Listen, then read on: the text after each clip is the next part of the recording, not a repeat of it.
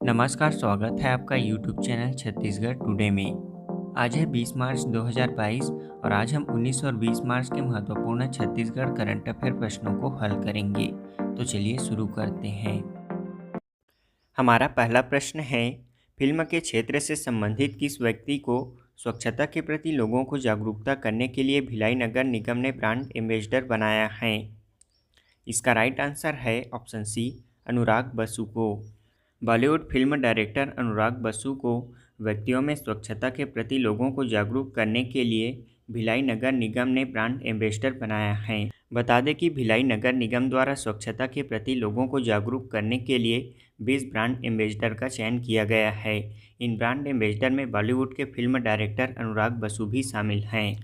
अब वे भिलाई नगर निगम क्षेत्र के लोगों को स्वच्छता के प्रति जागरूक करेंगे।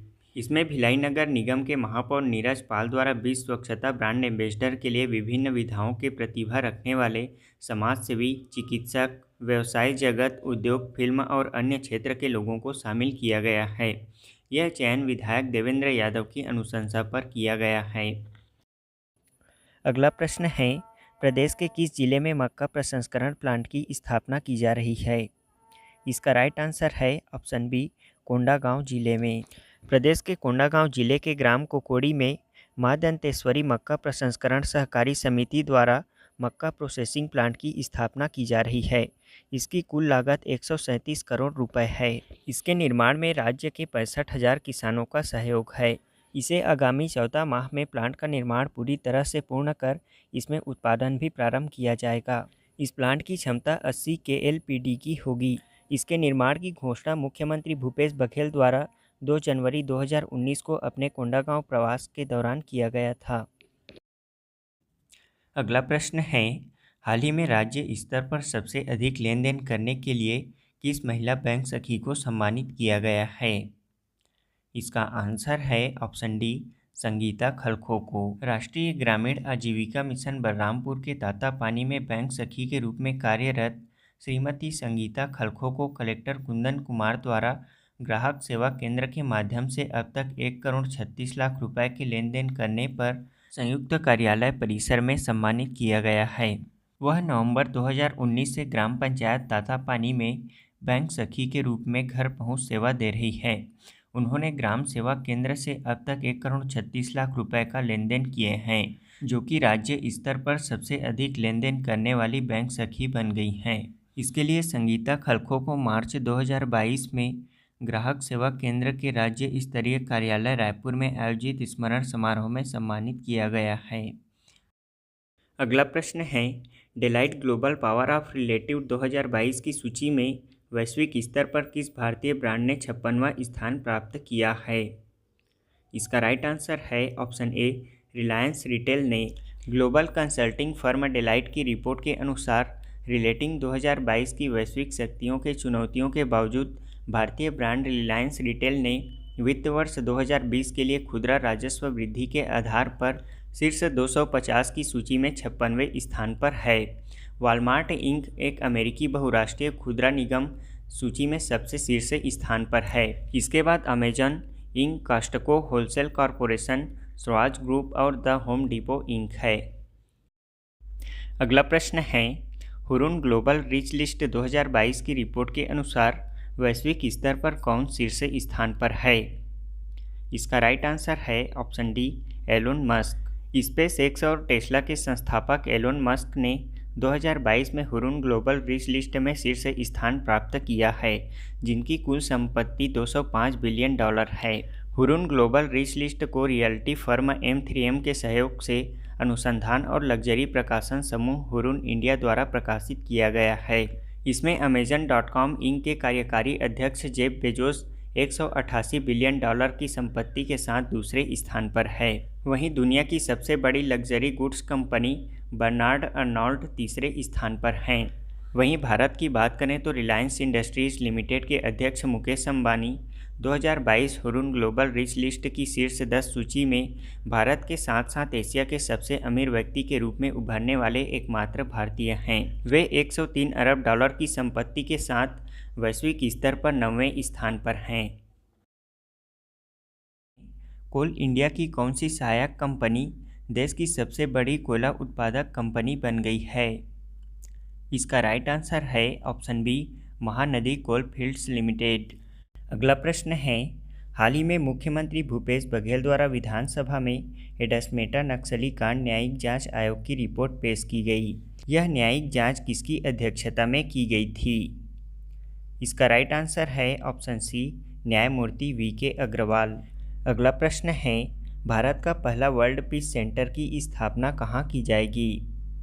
इसका राइट आंसर है ऑप्शन बी, गुरुग्राम हरियाणा में। अगला प्रश्न है, भारत का पहला एआई और रोबोटिक्स टेक्नोलॉजी पार्क कहाँ लॉन्च किया गया है? इसका राइट आंसर है ऑप्शन डी, बेंगलुरु में। अगला प्रश्न है, छत्तीसगढ़ में एशिया का सबसे बड़ा फॉसिल्स पार्क का निर्माण कहाँ किया जाएगा? इसका राइट आंसर है ऑप्शन सी, मनेंद्रगढ़ में। अब हम पिछले क्विज का आंसर जान लेते हैं।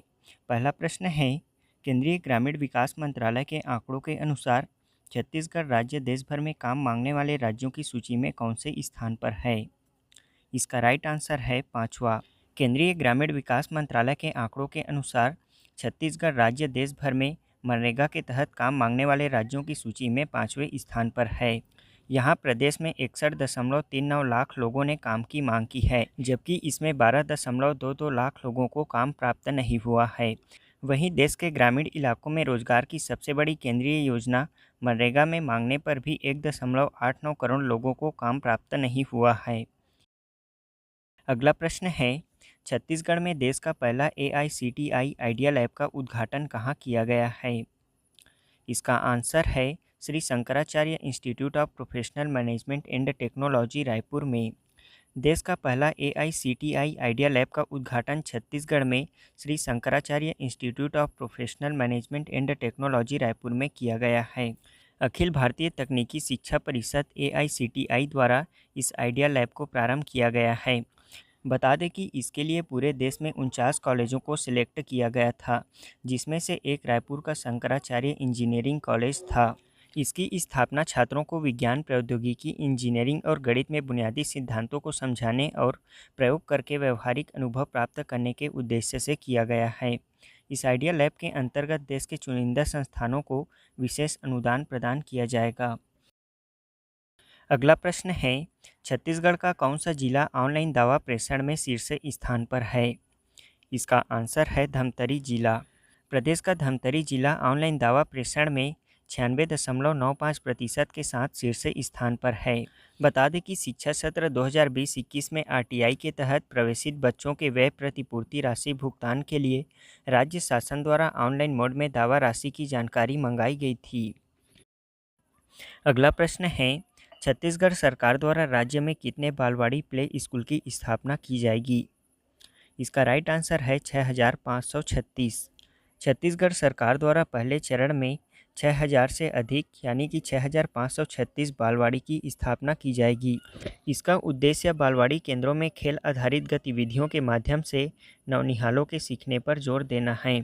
इसमें प्रारंभिक बाल्यावस्था देखरेख के अंतर्गत 5 से 6 वर्ष आयु उम्र के बच्चों के लिए ऐसे स्थानों पर प्ले स्कूल बालवाड़ी की स्थापना की जाएगी जहां बालवाड़ी और प्राथमिक शाला एक ही प्रांगण में हो, और इसके लिए ऐसे 6536 केंद्रों का चयन किया गया है।